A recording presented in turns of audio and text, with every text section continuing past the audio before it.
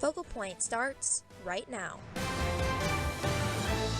Hello and welcome to Focal Point. I'm Michaela Temple. The governor has a plan to increase the funding for basic classroom expenses, community colleges, and preschool programs. According to the National Restaurant Association, during the pandemic, 1 in 6 American restaurants have been forced to close their doors permanently. Hurricane Delta is on track to hit Louisiana this afternoon.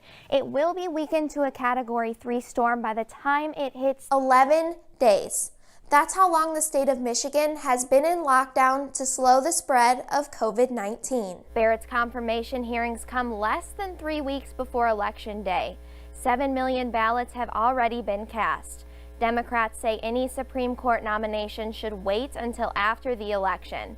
That was also Ginsburg's last wish. A final confirmation vote is expected in about 2 weeks.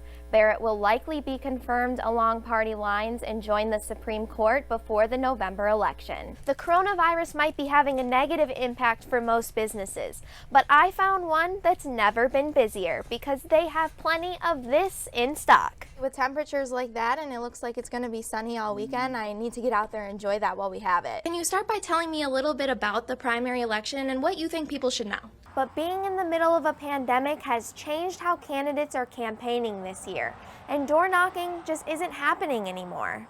Streets that would normally be filled with campaigners at election time are empty, but that doesn't mean campaigning isn't happening. After a quick break, we'll take a look at how COVID-19 affects MSU and its students financially. Stay with us. They issued an apology stating a display of products in our gift shop intended to highlight important historical figures was arranged in a fashion that caused an unintended outcome. Pickup orders can be placed on the store's website to keep that MSU spirit alive. Jordan, back to you. While the store is temporarily shut down, Pierre's took garment bags similar to this one and made something useful out of them. While some teams and universities are allowing fans at limited capacity in stadiums, the rest of the country is cutting out their fans and keeping things two-dimensional. Things could be looking up. Basketball is back.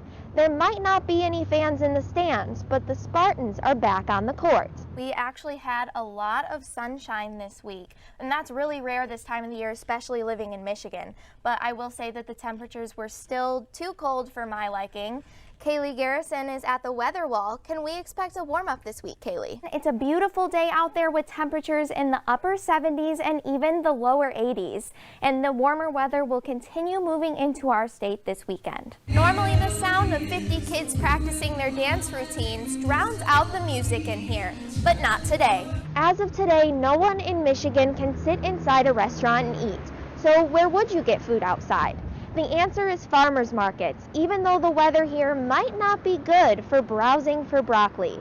A relationship with a best friend typically includes sharing secrets, going out for a meal, and spending plenty of time with each other.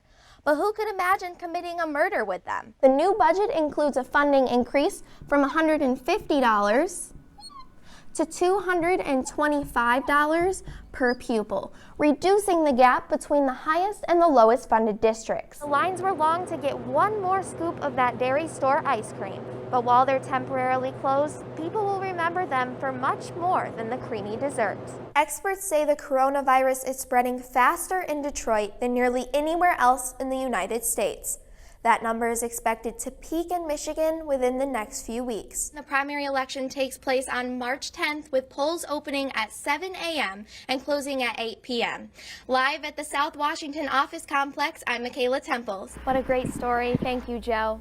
That's all for this episode, but Focal Point will be right here next week. 2020 has been a hard year for everyone, but as we've seen in the last half hour, there is hope. Here in East Lansing and around the world, people are working hard to make it work. With determination and ingenuity, we are adapting, creating, and taking care of each other. I'm Michaela Temple. From all of us at Focal Point, thank you for watching and stay safe.